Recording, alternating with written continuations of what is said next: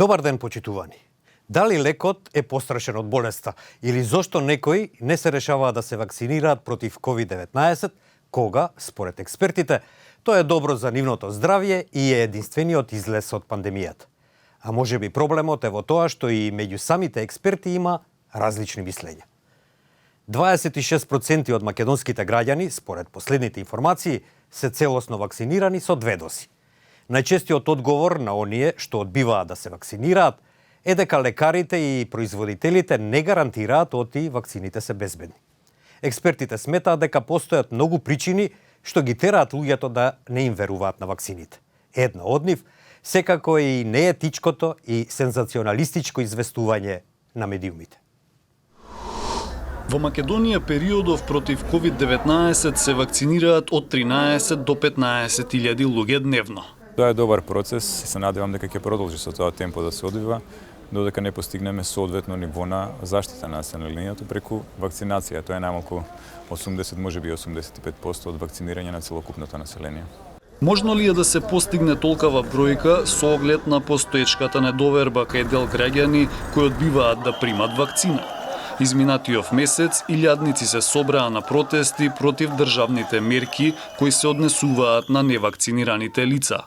Во земјава досега целосно вакцинирани со 2 дози се над 26% од населението, додека бројката е околу 35% со оние кои примиле само 1 доза.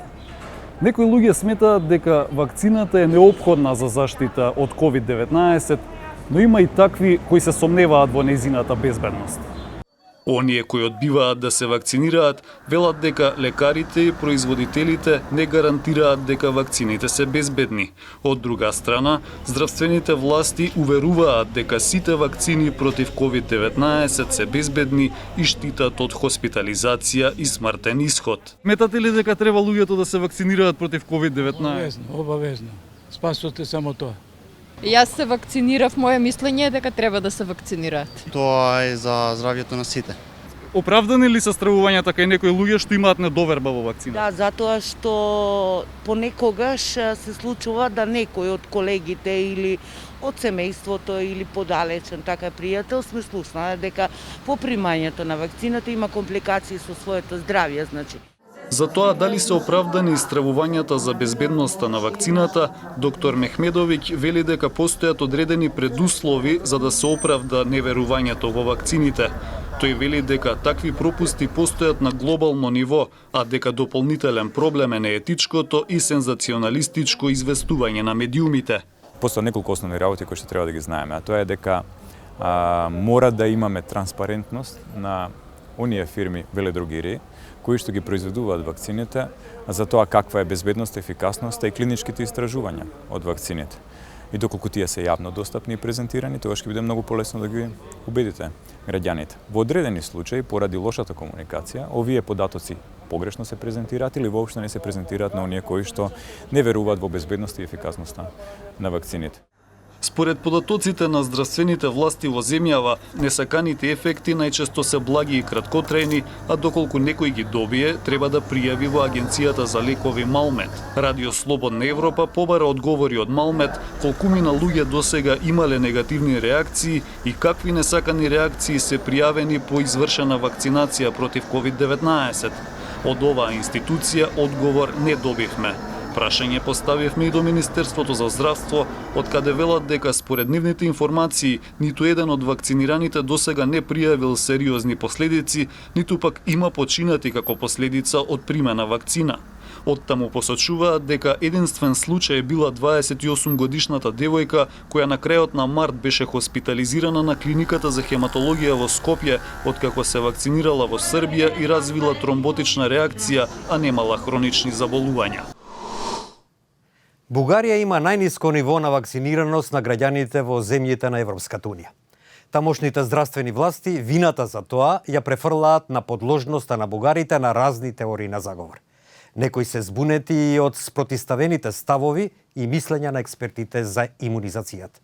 Според нив, токму тоа е причината зошто центрите за вакцинација против COVID-19 во Бугарија се речиси празни. Официјалните податоци покажуваат дека само околу 20% од бугарското население од 6,9 милиони луѓе е целосно вакцинирано. Тоа е далеку од просекот на Европската унија од 53,3%. На улиците на Софија лесно е да се забележат ставовите што доведоа до низок прием. 45-годишниот градежен работник Георги Драгоев, запрашан дали ќе се вакцинира, вели дека намерно се шири паника. И мисля, че всичко това е изкуствено направено. И по тази причина не мисля изобщо да се вакцинирам. Не съм се вакцинирал и нямам желание и нямам и намерение да се вакцинирам. Много такива противоречиви неща разказаха, като се почне от AstraZeneca, Pfizer, по България, по други страни. Нямам доверие в вакцините. Неодамнешната анкета на Галуп покажа дека вкупно 41,8% од бугарите изјавиле дека не планираат да се вакцинираат. Дури некои од оние што дојдоа да се вакцинираат имаат резерва. Преди бях взела решение да се вакцинирам, но се разболях и след това трябваше да изчакам известно време да мине 2-3 месеца, за да мога да се вакцинирам. Но не съм се колебала особено. Предпочитам да имам спокойствието от вакцината. Лажните вести за вирусот исто така одиграа улога. Од средината на март агенцијата Франс Прес работи на проверка на факти на бугарски јазик и во тој период половина од објавените написи се поврзани со дезинформации за коронавирусот.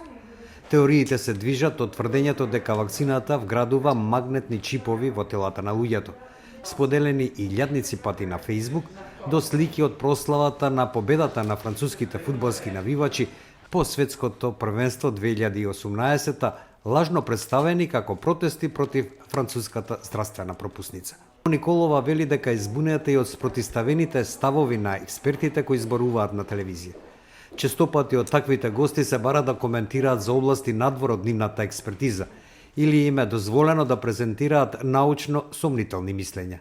Еден од поканетите на телевизиските дебати, Атанас Мангаров, е вонреден професор за заразни болести и шеф на оделението против COVID-19 во болницата во Софија, но шири дискредитирани теории на вирусот, инсистирајќи на неносење маски и на билни чаеви како третман.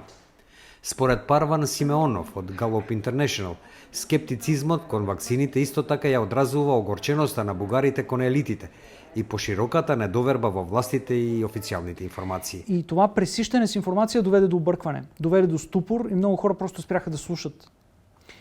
Защото първо информацията беше различаваща се, от различните експерти различно, и второ информацията беше толкова много, че не можеше да се асимилира.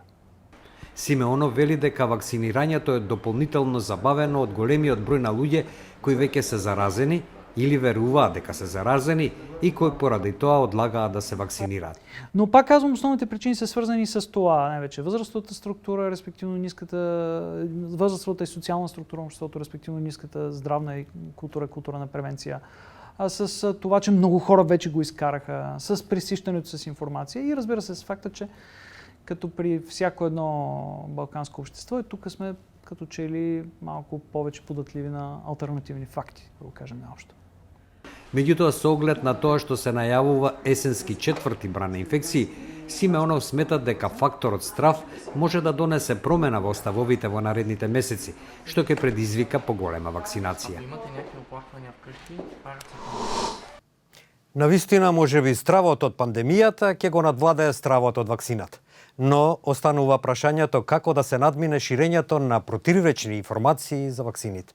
Вашите мислења, ставови за ова прашање можете да ги испратите на Facebook, Twitter и YouTube на македонската редакција на Радио Слободна Европа. Довидување, почитувани.